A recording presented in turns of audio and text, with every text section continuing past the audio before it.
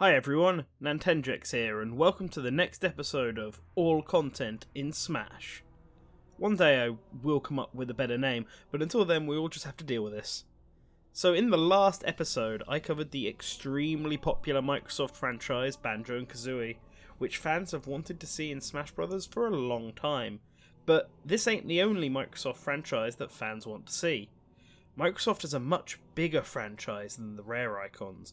In fact, it is Microsoft's most important and most successful franchise.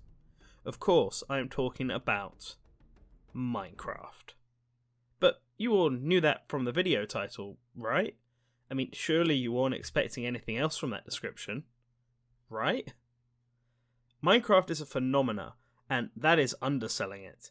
The title only released its alpha 10 years ago, and in that time it has become the second most successful video game of all time, just after Tetris. It is popular worldwide, and despite being a Microsoft series, it can be found on all of Nintendo's modern systems.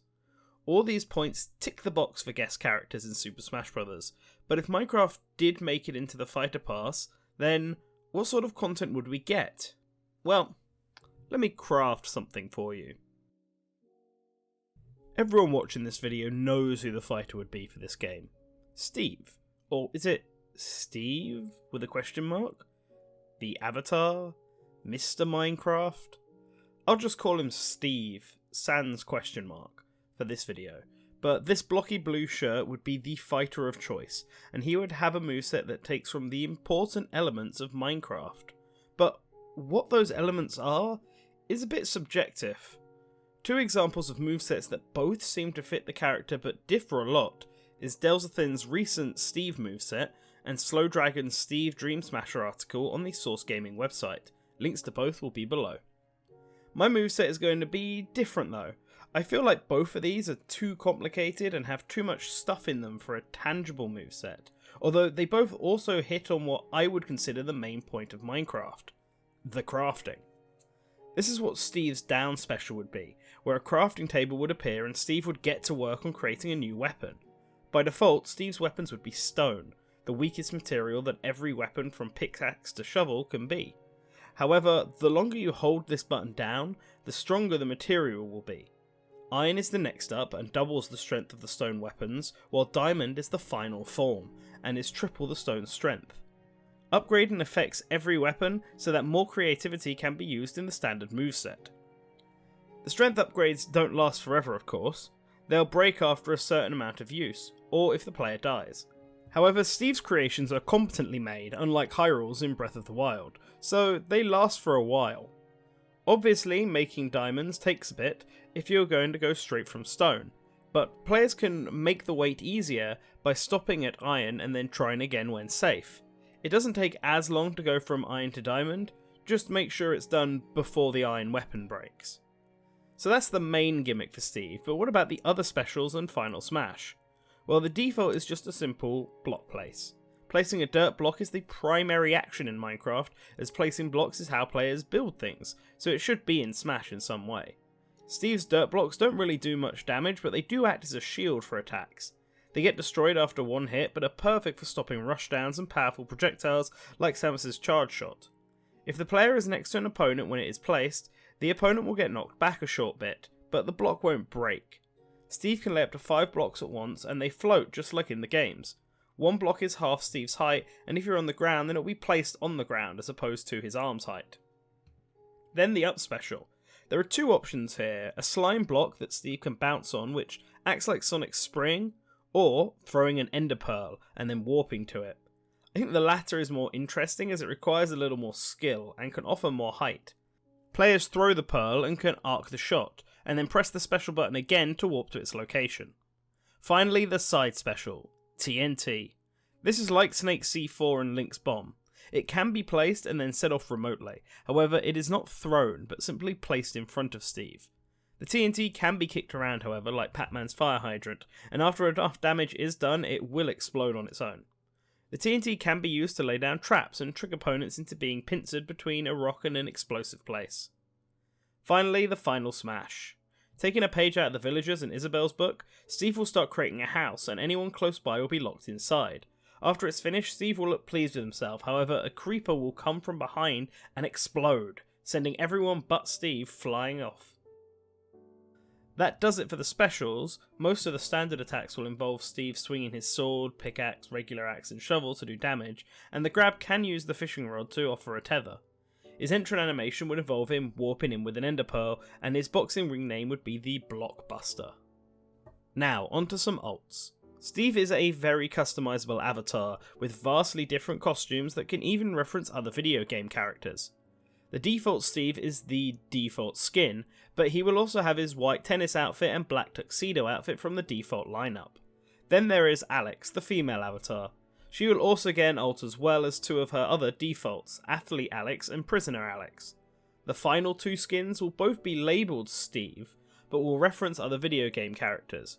One is Mario himself, who got blockified in the Super Mario Mashup Pack exclusive to Nintendo systems, and then the other is Master Chief, Microsoft's big icon who has only appeared on Nintendo systems through his Minecraft skin. These 8 strike a nice colour balance and manage to get some cool references, which is always the best when it comes to these types of alts. So that's the fighter done, but what about the stage? The Minecraft world has a few biomes and areas like the Ender world, but the main default planes are the most recognisable, and in Smash Bros it will simply be called Minecraft. Minecraft is a walk-off where players start on the top level outside. There are some trees about and you can see some hills and pigs in the background. However, the gimmick of this level is that near everything can be broken. If the floor gets broken, then players will fall down into a system of caves with mob enemies in the background and lava that will burn players who come into contact with it. Now, most DLC stages are rather small, but not this time. The Minecraft stage isn't temple size, but it is fairly big. However, the layout is simple, with only some slight variations on platform layout when the level starts, much like Mario Maker. While the floor and walls can be smashed, not everything can be. Some bedrock platforms, mostly near the bottom of the stage, are unbreakable, meaning there will always be some footing for fighters. The blocks will also respawn after a while. It does take a while, but this way the stage won't be completely destroyed. The stage is rather complex mechanically, however it would be the perfect way to represent the Minecraft series. But what is a stage without music? Minecraft isn't known for the most upbeat songs, but it has some good tracks. Like Captain Sparkle's absolute classic Minecraft Style. Minecraft style. Tick, tick, tick, tick, tick in Minecraft style. But what songs do I think will make it? Well, let's give it a listen.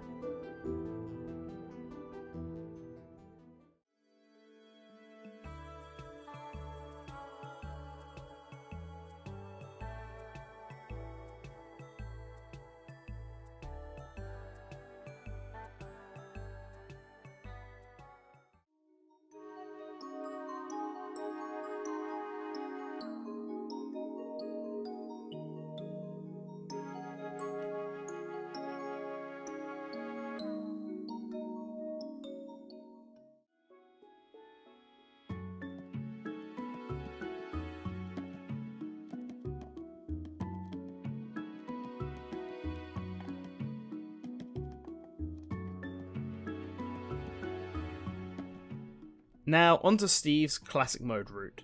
This one was actually quite hard to think of, but I narrowed it down to two options. The first being around the visuals with characters that move funny like Game & Watch and Wario, but I wasn't that happy with it and ultimately settled on a classic mode all about crafting and creation. Steve will fight against a variety of enemies who all in some way create stuff. To start this off we have Build-A-Mario on the Mario Maker stage. Really needs no explanation. Following on from this is a battle against Olimar. He creates Pikmin and builds a ship throughout the game, so it fits the theme in my eyes. Then we have a battle against Palutena and Shulk. This one is more of a spoiler for Shulk, but both have the ability to create stuff using godlike powers. They aren't on the same side though, so it's a three-way match taking place in Skyward. Then there is a match against a team of Yoshi. They can create eggs, and the recent crafted world had stones that could create anything. Admittedly, this one's probably the biggest stretch, but this classic mode route was hard to conceive, so just please forgive me. The fifth match is a one-on-one against Dark Samus. Her Phazon corrupts and creates evil beings, and she herself is the creation of crafting fusion around an old power suit of Samus's. Finally, we have a match against a horde of Mii fighters. I don't think this one needs much explanation either. For the boss, I originally wanted to go with a Rathalos fight to cover the Ender Dragon, but that doesn't really fit with the creation theme this route has. The only one that really fits is, once again, Master Hand and Crazy Hand, so I guess it will have to be them.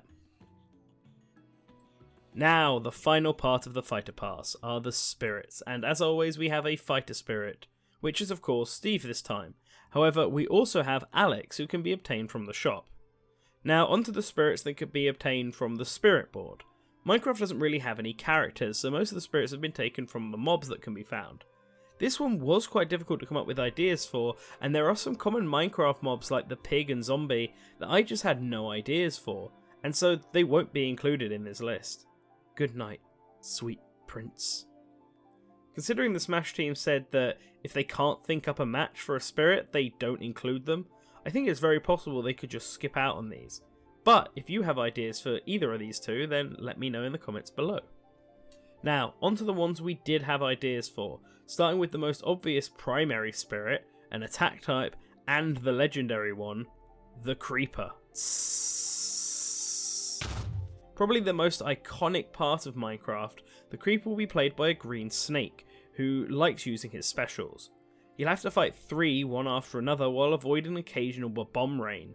The stage will be the Minecraft level, and each bomb will of course destroy parts of the level, so that increases the difficulty and truly makes it legendary. The next primary spirit is an advanced grab type and is the Enderman. This is represented by Dark Samus and Ongwa Plains. Dark Samus will occasionally get a boost in physical strength and speed, which just happens to be matched to the changing of day to night. Our first novice spirit and a neutral type, we have the Skeleton. This spirit is a fight against Link on the battlefield version of Gerudo Valley, and he prioritises using specials, specifically the bow special. Next is the Slime, another advanced spirit and a defense type that is fought on the Garden of Hope. Players start off fighting a giant green Mr. Game & Watch, who after being defeated becomes 2 regular Game & Watches, and then finally 4 tiny Game & Watches. And then the final primary spirit and an ace power type, we have the Ender Dragon, the final boss of Minecraft, if it could even be considered to have an end. The main fighter to defeat here is a Black Yoshi, while the stage is the Unova Pokemon League. However, a Rathalos will spawn every so often and attack players. I feel like I've done this before. Okay, so now the supports. The first is a Wolf, played by Wolf. He is attracted to food items and is fought on Yoshi's story. His power allows healing items to heal more when used. Then a Villager played by Villager. Wow, these ones are really easy actually. Okay, let's make it a team of villagers on Smashville, and this support increases a player's defense. Then the final support is the Wither. This fight has you go against 3 young Links, and upon defeating them a giant Ridley will spawn. The level is the Reset Bomb Forest in Battlefield mode, and the support's power is an increase in offense to projectile attacks. And that does it for all the spirits we could see from Minecraft. We did have more ideas, like a fight against Bayonetta for a witch spirit, but the dev team will have to stop somewhere, and these feel like the right number of spirits. As always, before we wrap up this video, there is the matter of Mii fighters to discuss. To be honest, Minecraft doesn't have a lot to work with here, as the outfits in the games are just the different avatar skins, with one exception, the armour. So the diamond armour set would make a great costume for any of the Mii fighters. Fists, diamond sword, or bow. It works for all. If there was another, I guess a creeper hat that covers the whole head would work. I think they may just focus on other Microsoft IP for Mii fighters instead though, like Master Chief and Banjo. And that does it for this episode of All Content in Smash. I wanted this out before E3 and the Smash tournament hit, because hopefully we will get the next fighter revealed then. Assuming that it doesn't shadow drop and isn't one of the 3 series that we've covered already, then you can be guaranteed that the next episode of All Content in Smash will be about that character. But keep giving us your suggestions anyway for what you would like to see. As always, a big thank you to our wonderful patrons, in particular the super patron, the Duke of Dorks. A link to his channel is in the description below. Like, subscribe, hit the bell icon, do all of that usual jazz, and let's look forward to our next DLC fighter reveal very shortly.